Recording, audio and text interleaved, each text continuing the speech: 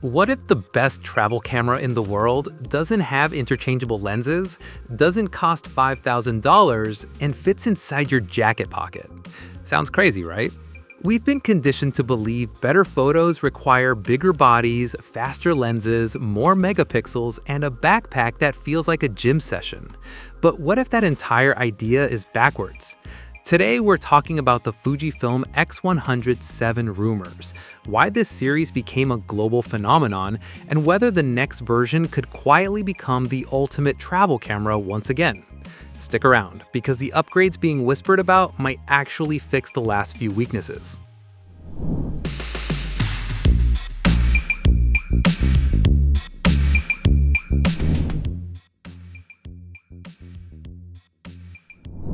Let me paint a picture. You're in Kyoto, golden light, temple bells in the distance, and instead of enjoying it, you're juggling a 24-70, a 70-200, spare batteries, and a tripod that's slowly destroying your shoulders. You get sharp photos, sure, but you miss the moment. That's where the X100 series flipped the script.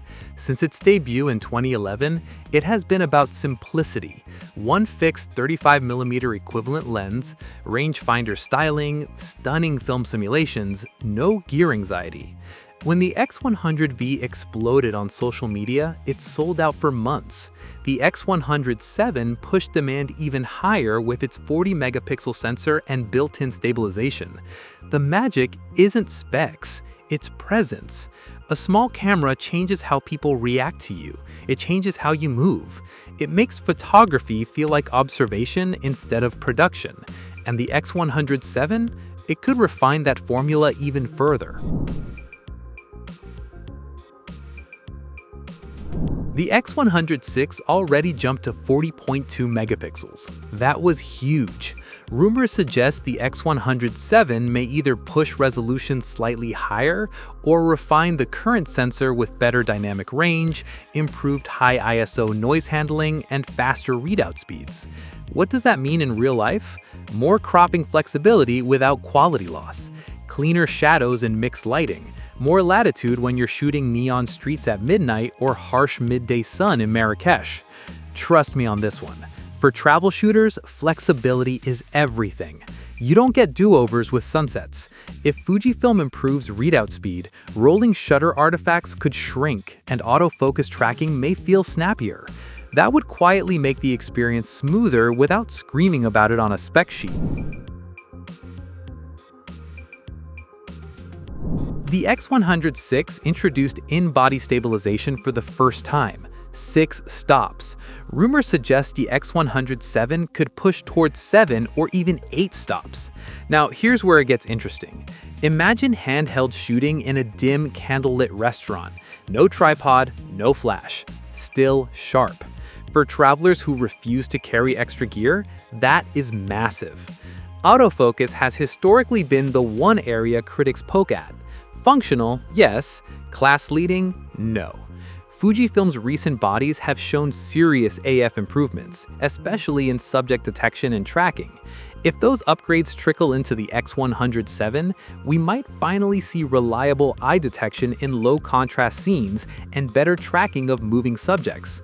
That eliminates one of the last lingering doubts people have about the series. One persistent complaint? Weather resistance. The X100 line has never truly been sealed without add-on filters. Rumors suggest Fujifilm may finally introduce some level of weather protection.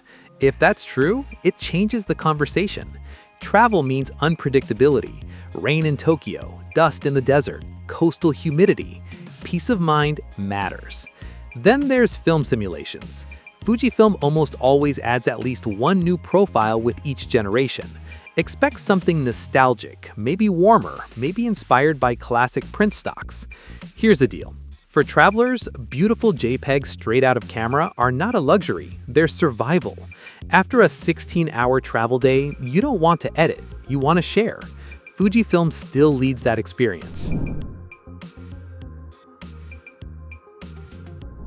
So let's be real. The X100VII won't replace telephoto wildlife setups. It won't compete with cinema-first video machines. It's still a fixed 35mm lens. That constraint is intentional, but that constraint is also the superpower. When you cannot zoom, you move. You compose deliberately. You stay engaged. If you are traveling in the next 6 to 12 months, the X100VI is already exceptional. The stabilization, the 40 megapixels, the color science. It's not outdated. If you're patient and the rumored improvements in IBIS, autofocus, and weather sealing would directly improve your workflow, then waiting makes sense. Just remember this, there will always be another version coming. At some point, you stop waiting and start shooting. So what do we know? The X100VII is rumored to refine sensor performance, improve stabilization, enhance autofocus, possibly introduce weather sealing, and expand film simulations. None of that changes the core philosophy, a small, quiet camera that makes you present. The question isn't whether it will have the highest specs in the room, the question is whether it will make you want to carry it everywhere. So let me ask you, are you waiting for the X100VII, or are you already shooting with the X100VI and loving it? Drop your thoughts in the comments. And if this breakdown helped you think through the decision, make sure to like, subscribe, and hit the bell, because when official specs drop, we'll be right here breaking it down together.